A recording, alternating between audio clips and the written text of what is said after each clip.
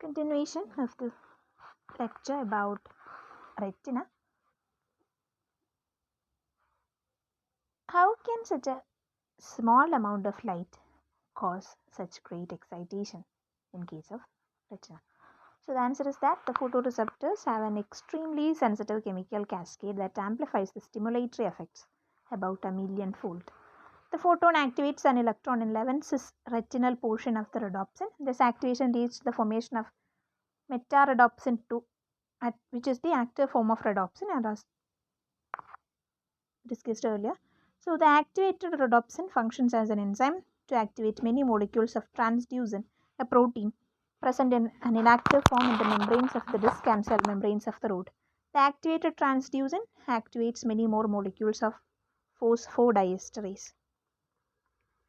Activated phosphodiesterase is another enzyme and immediately hydrolyze many molecules of cGMP, thus destroying it. Before being destroyed, the cGMP had been bound with sodium channel protein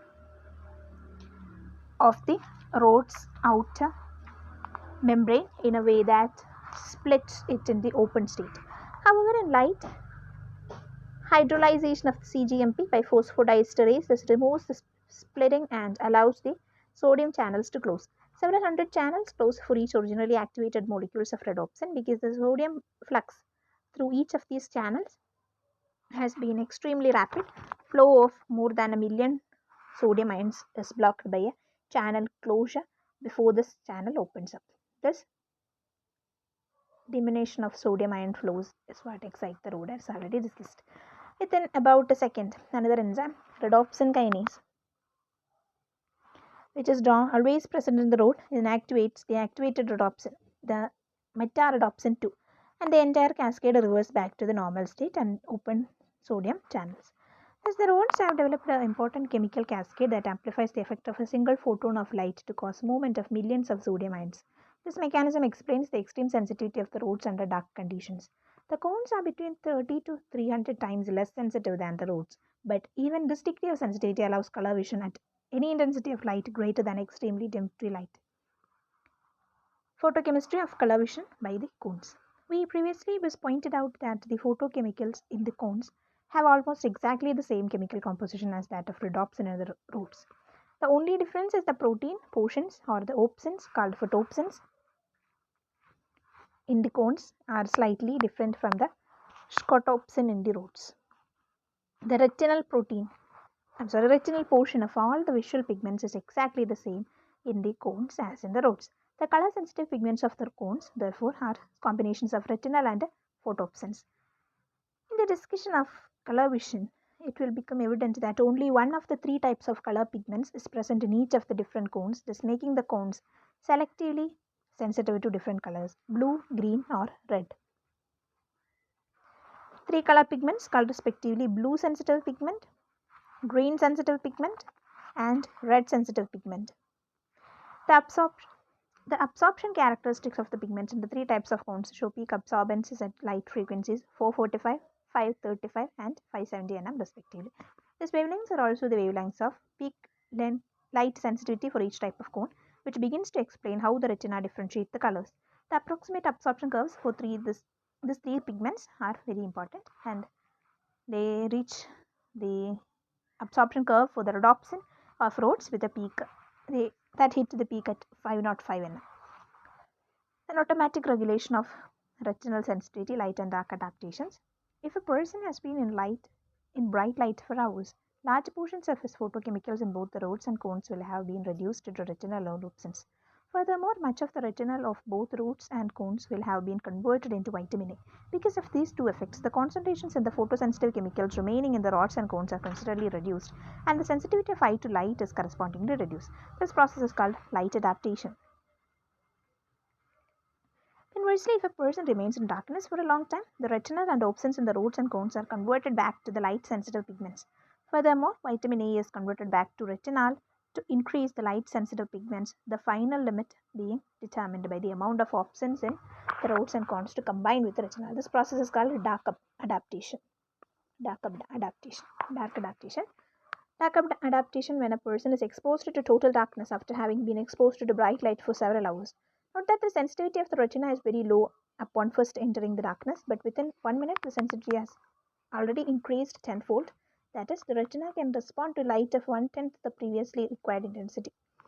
At the end of 20 minutes, the sensitivity has increased above 6,000-fold, and at the end of 40 minutes, it has increased about 25,000-fold. The resulting curve is called dark adaptation curve. Note the inflection in the curve. The early portion of the curve is caused by the adaptation of the cones because of the chemical events of vision, including adaptation occurring about 4 times as rapidly as cones enroll. However, the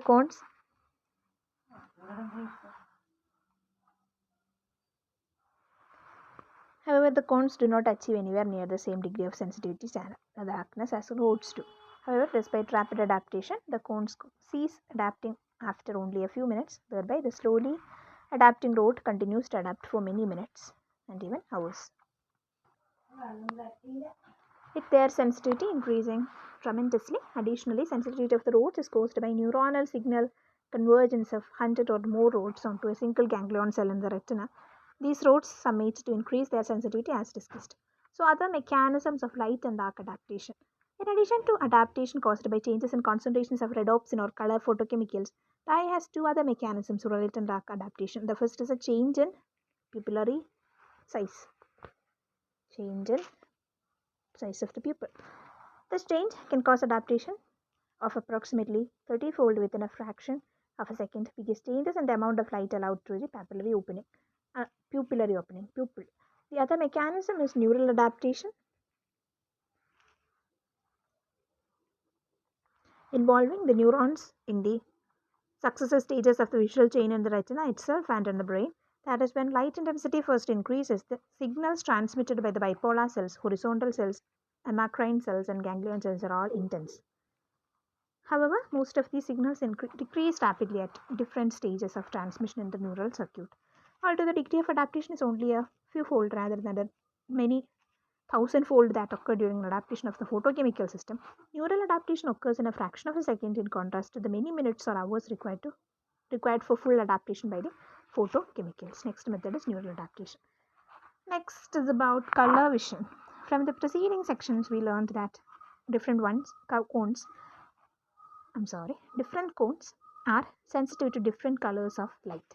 This section is a discussion of the mechanisms by which the retina detects the different gradations of color in the visual spectrum.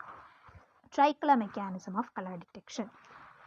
All theories of color vision are based on the well-known observation that the human eye can detect almost all gradations of colors when only red, green, and blue monochromatic lights are appropriately mixed in different combinations.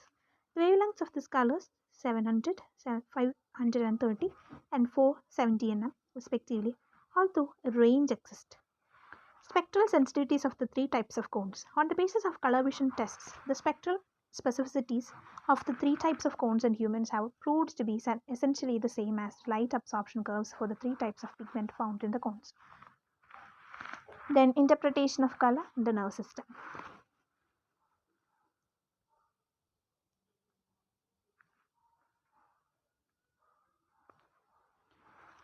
Perception of white light. About equal amounts of all the red, green, and blue cones gives one of the sensation of seeing white. Yet there is no single wavelength of light corresponding to white. Instead, white is a combination of all the wavelengths of the spectrum. Furthermore, the perception of white can be achieved by stimulating the retina with a proper combination of only three chosen colors that stimulate the respective types of cones about equally.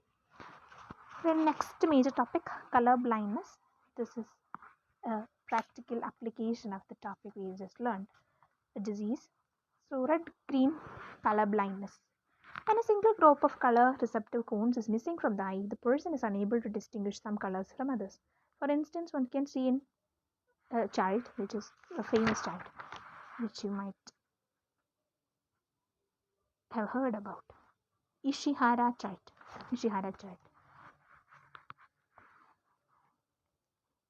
Green, yellow, orange and red colors, which are the colors between the wavelengths of 525 and 675 nm, are normally distinguished from one another by red and green cones.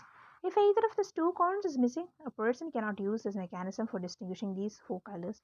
The person is especially unable to distinguish red from green and is therefore said to have red-green color blindness.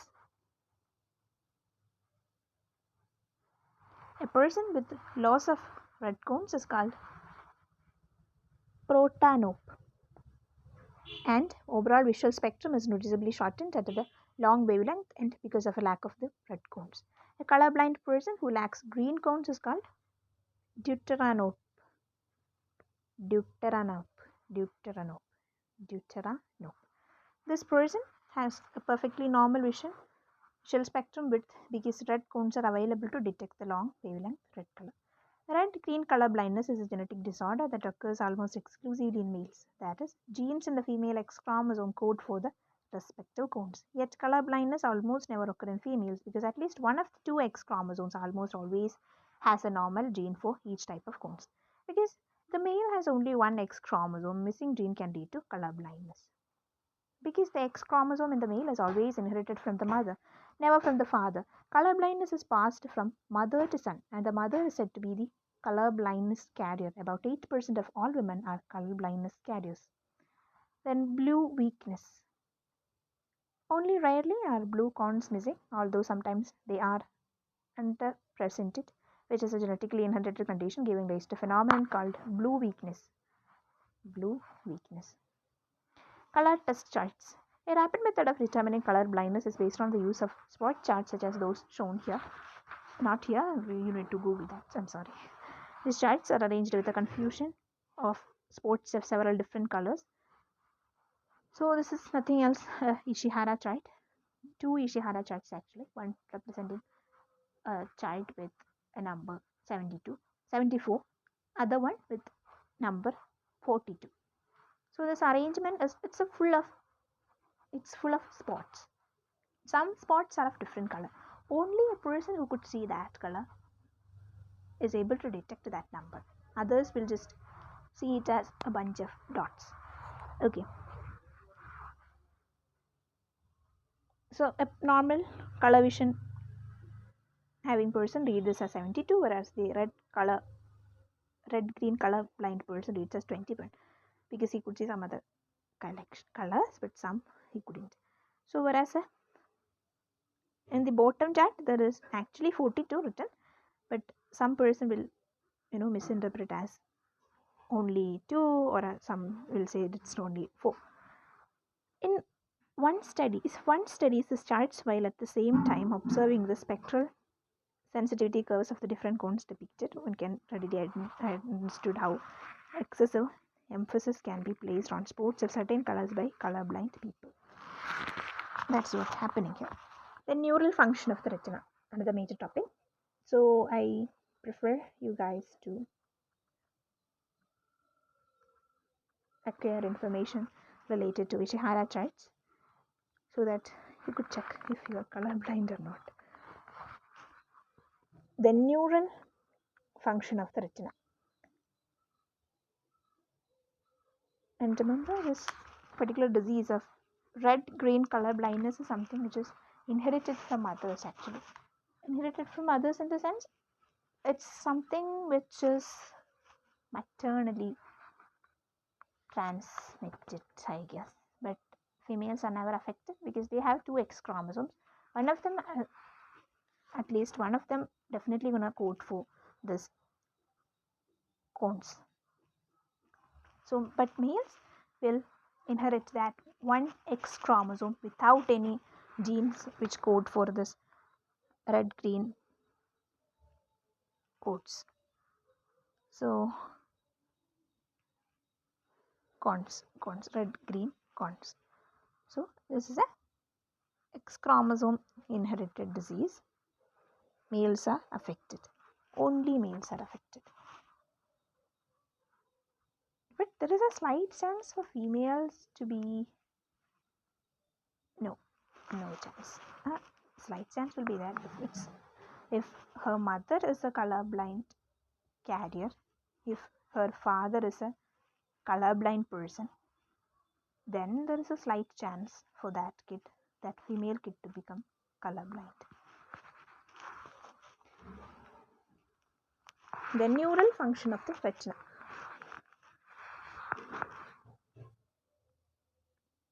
The different neuronal cell types of retina are the follows. The photoreceptors, the rods and cones, which transmit signals to the outer plexiform layer where they snaps with bipolar cells and horizontal cells. The horizontal cells, which transmit signals horizontally in the outer plexiform layer from the rods and cones to bipolar cells. The bipolar cells, which transmit signals vertically from the roots, cones, and horizontal cells to the inner plexiform layer where they synapse with ganglion cells and amacrine cells. The amacrine cells, which transmit signals in two directions, either directly from the bipolar cells to ganglionic cells or horizontally within the inner plexiform layer from axons of the bipolar cells to dendrites of the ganglionic cells or to other amacrine cells. The ganglionic cells, which transmit output signals from the retina through the optic nerves into the brain. A sixth type of neuronal cell in the retina, which is not very prominent and still is very important, is the interplexiform cell. Interplexiform cell. This cell transmits signals in the retrograde direction from the inner plexiform layer to the outer plexiform layer. The signals are inhibitory and are believed to control lateral spread of visual signals by the horizontal cells in the outer plexiform layer. Their role may be to help control the degree of contrast in visual image. Control the contrast in visual image. The visual pathway from the cones to the ganglion cells function effectively from rod pathway. As is true for many of our other personal sensory systems, the retina has both an old type of vision based on rod vision and a new type of vision based on cone vision. The neurons and nerve fibrils that conduct the visual signals from cone vision are considerably larger than those of conduct of visual signals of rod vision, and the signals are conducted to the brain 2 to 5 times as rapidly. Also, the circuitry of the two systems are slightly different as follows.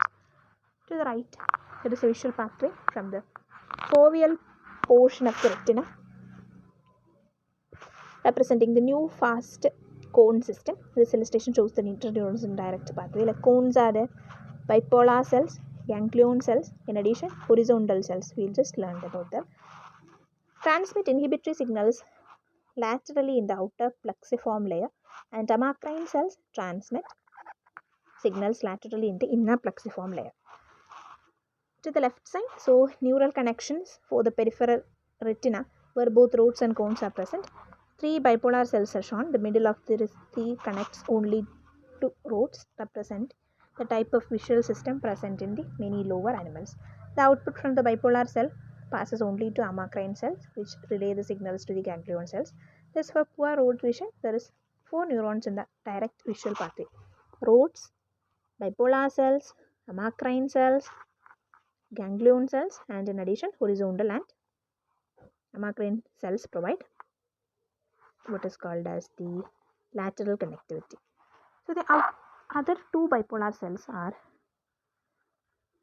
connecting with both rods and cones. The outputs of these bipolar cells pass both directly to ganglion cells and the way of amacrine cells. Earlier we learned another one called interplexiform cell. Then transmission of most signals occur in the retinal neurons by electrotonic conduction, not by action potentials. Electrotonic conduction. The only retinal neurons that always transmit visual signals by means of action potential are the ganglion cells, and they send their signals all the way to the brain through the optic nerve. Occasionally, action potentials have also been recorded in amacrine cells, although the importance of these action potentials are questionable. Otherwise, in the retina, neurons conduct their visual signals by electrotonic conduction. So, if you are trying to learn this, never have a misconception about the transmission. We often think whatever the transmission is, that's most probably with the help of this action potential mechanism. But here, that is not the case. In the case of retina, that is electrotonic conduction. Okay.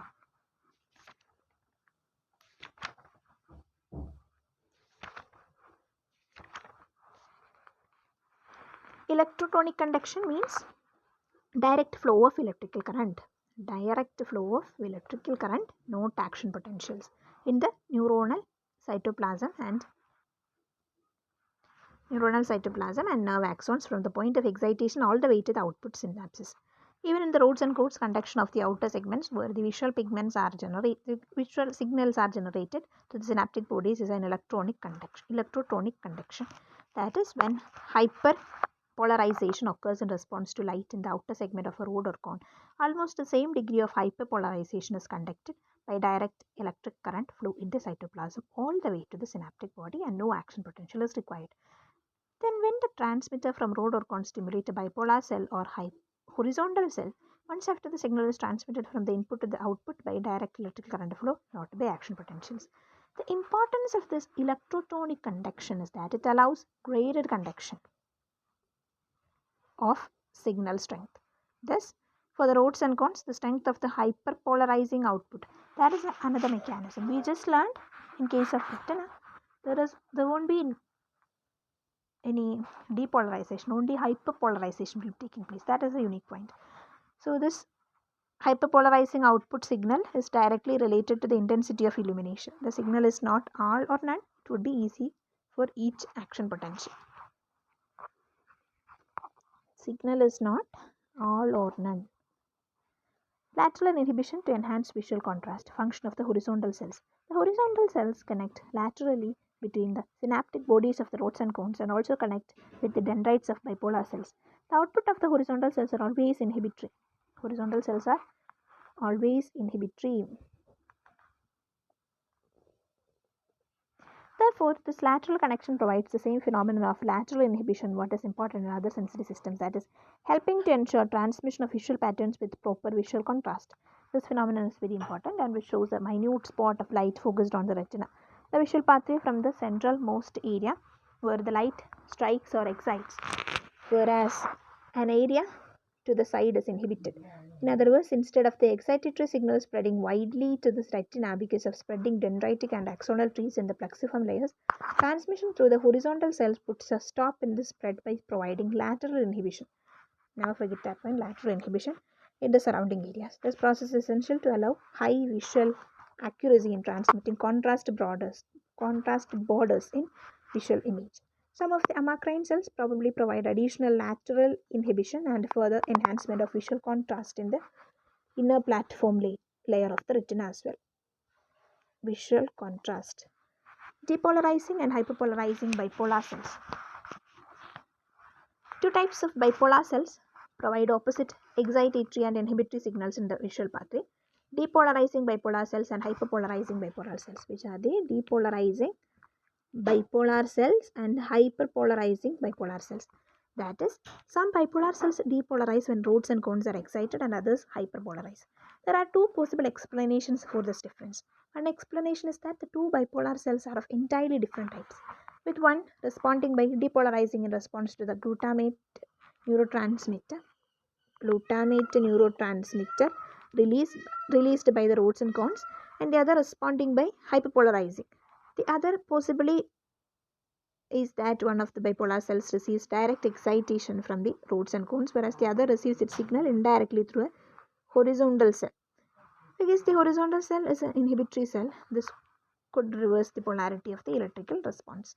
Regardless of the mechanism for the two types of bipolar responses, the importance of this phenomenon is that it allows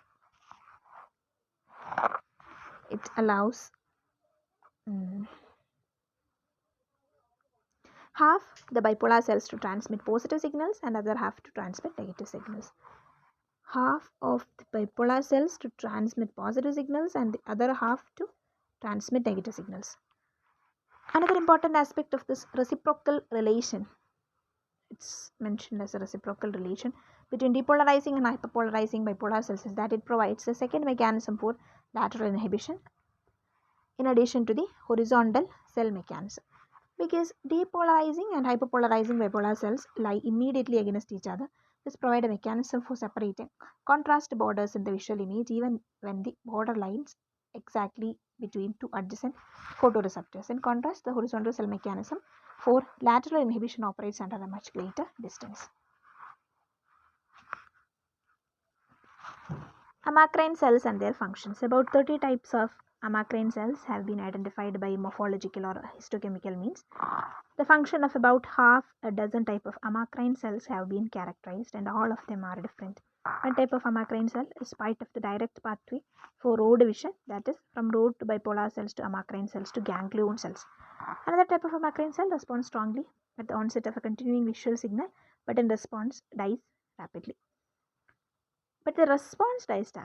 Okay. Other amacrine cells respond strongly at the onset of visual signals, but again the response fades quickly. Still, other amacrine cells respond when a light is turned either on or off, signaling simply a change in illumination irrespective of direction.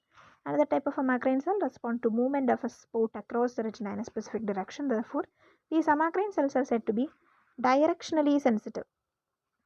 In a sense, then most of amacrine cells are interneurons that help analyze many visual signals before they ever leave the retina.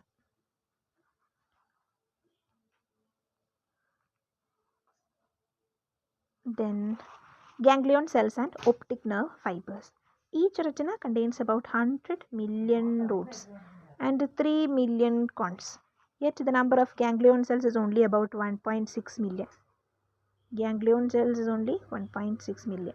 Thus, an average of 60 rods and 2 cones converge on each ganglion cell and the optic nerve fiber leading from the ganglion cell to the brain. However, major differences exist between the peripheral retina and the central retina.